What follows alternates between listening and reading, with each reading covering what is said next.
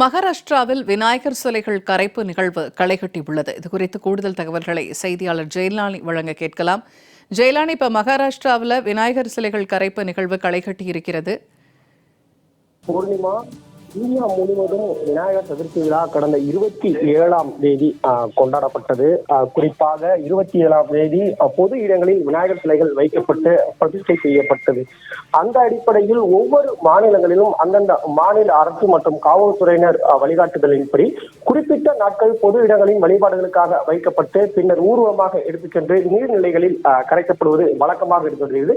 அந்த அடிப்படையில் மகாராஷ்டிரா மாநிலத்தில் 10 நாட்கள் பொது இடங்களில் வைத்து விநாயகர் சிலைகள் பிரதிஷ்டை செய்வதற்கான அனுமதி வழங்கப்பட்டிருந்த நிலையில் 10 நாட்களுக்கு பிறகாக இன்றைய தினம் மகாராஷ்டிரா மும்பை பகுதியில் தற்போது 5 அடி முதல் 20 அடி வரையில் பொது இடங்களில் வைக்கப்பட்ட அந்த விநாயகர் சிலைகள் தற்போது ஊர்வலமாக கொண்டு வரப்பட்டு கடற்கரையில் கரைக்கப்படக்கூடிய நிகழ்ச்சி என்பது நடைபெற்று வருகிறது. அந்த காட்சிகளை நம்மால் பார்க்க முடியுது. குறிப்பாக லட்சக்கணக்கான விநாயகர் பக்தர்கள் தற்போது அந்த கடற்கரையில் திரண்டிருக்கிறார்கள். 5 அடி முதல் 20 அடி இருக்கக்கூடிய அந்த விநாயகர் சிலைகள் அனைத்தையும் கப்பல்களில் எடுத்துச் சென்று ஆழமான பகுதிகளில் அந்த விநாயகர் சிலைகளை கரைக்கக்கூடிய பணிகள் என்பது நடைபெற்று வருகிறது. குறிப்பாக மும்பையில் இருக்கக்கூடிய அந்த கிர்கான் சௌபதி கடற்கரையில் தற்போது அந்த விநாயகர் சிலைகள் கரைக்கக்கூடிய பணிகள் என்பது நடைபெற்று வருகிறது.